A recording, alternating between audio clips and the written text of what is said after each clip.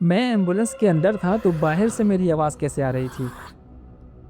मेरा नाम वकास है और मेरा ताल्लुक़ पाकिस्तान से है। मैं रेस्क्यू में मेडिकल सर्विसेज में जॉब करता हूँ और मेरे साथ जो हादसा पेश आया है, वो आज भी मुझे जब याद आता है तो मेरे जिस्म में सर्द लहर दौड़ जाती है। मैं उस दिन नाइट शिफ्ट में था कि हमें एक कॉल रिसीव हुई कि जंगल में आग लग गई है।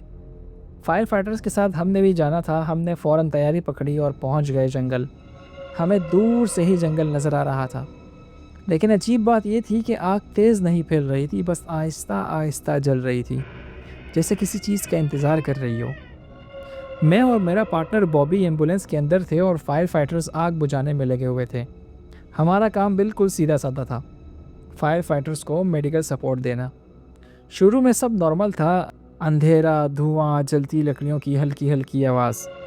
फिर अचानक धाड़, एक जोर का क्रैश हुआ, जैसा कोई बड़ा दरख्त टूट कर गिरा हो, और एक आवाज़ आई, हिरन की। मैंने पहले भी हिरन की आवाज़ सुनी थी, लेकिन ये आवाज़ खौफनाक थी, बहुत खौफनाक थी। इसमें कुछ गलत था। ऐसा लग रहा था जैसे हिरन मदद नहीं मांग रहा बल्कि किसी को बुला रहा है। मैं एम्बुलेंस से बाहर निकला। धुआं इतना था कि अपना हाथ भी नज़र नहीं आ रहा था। मैं कान लगाकर आवाज़ का पीछा करने लगा कि शायद हिरन ज़ख्मी हो और उसे हमारी ज़रूरत हो। लेकिन अचानक मैंने अपने कान के पास एक गुर्राहट सुनी। वो किसी जानवर की आवाज़ नहीं थी। कुछ मेरी तरफ भागा तेज़ी से, ज़मीन पर घसीटते हुए। मैं कुछ देख नहीं पा रहा था, बस आवाज़ सुन रहा था, और उस लम्हे मुझे यकीन हो गया कि ये कुछ और है। मैं सीधा पलटा, भागा और एम्बुलेंस के अंदर कूद कर दरवाज़ा ज़ोर से बंद कर दिया। मुझे इस हालत में कि मेरा रंग उड़ा हुआ था, सांस फूली हुई थी। बॉबी देखकर घबरा गया। क्या था वो? क्या था? बोलो आकाश। मैंने बस इतना कहा, पता नहीं, लेकिन जो भी था वो वो नॉर्मल नहीं था। हम दोनों चुप हो गए। थोड़ी देर बाद उसी हिरन की आवाज़ आई, लेकिन इस बार एम्बुलेंस के बिल्कुल बाहर से, और फिर दरवाजे पर दस्तक हुई, टिक टिक टिक। हम दोनों एक दूसरे को देखने लगे। हमारी सांस रुक गई।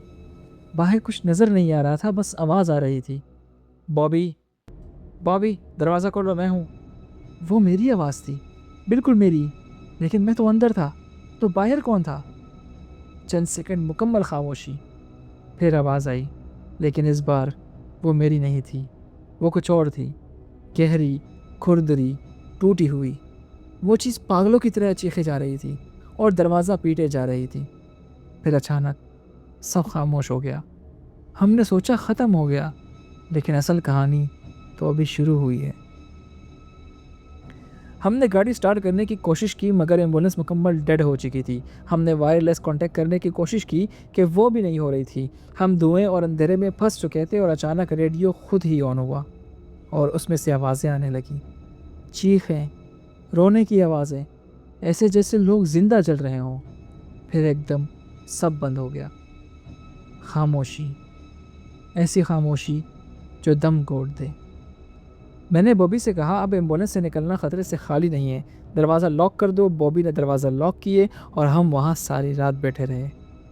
फाइटर्स का एक बंदा नज़र नहीं आ रहा था। फिर पता नहीं कब हमारी आंख लग गई। जब मेरी आंख खुली तो घड़ी 5 बजा रही थी। अचानक मेरी नज़र रेयर व्यू मिरर पर पड़ी। मेरा वही दम निकल गया। मेरा जिस्म ठंडा पड़ गया और धड़कन रॉकेट की रफ्तार से चलने लगी। मैंने देखा कि एक इंसान नुमा चीज़ थी, लेकिन वो इंसान नहीं थी। जली हुई जल्द, टेढ़ा मेढ़ा जिस्म, जबड़ा अलग अलग हिल रहा था, और वो मिरर में सीधा मुझे ही देखकर मुस्कुरा रहा था। उसके मुंह से खून बह रहा था। मैंने गाड़ी स्टार्ट करने की कोशिश की, दूसरी बार में स्टार्ट हो गई और हम वहाँ से भाग गए। अगले दिन पता चला कुछ फायर फाइटर्स गायब हो गए हैं और उनकी तलाश उस जले हुए जंगल में जारी है। सुनने में आया है कि एक फाइटर की डेड बॉडी मिल गई है, लेकिन उसकी आंखें और बाल बहुत बुरे तरीके से नोचे गए हैं। और आखिरी रिपोर्ट जो बच कर आने वालों ने बनाई, उस पे लिखा था, एक लंबा आदमी देखा गया है जो 4 टांगों पर दौड़ रहा है और दरख्तों को आग लगा रहा है। उन फायर फाइटर्स की बॉडीज़ कभी नहीं मिली और ना ही उस अजीब से दिखने वाले शख्स का कोई सुराग लगाया जा सका। मेरी एडवाइस सुनने वालों के लिए ये है कि सही वक्त पर सही फ़ैसला आपकी जान बचा सकता है। आपको आज का वाक़या कैसा लगा?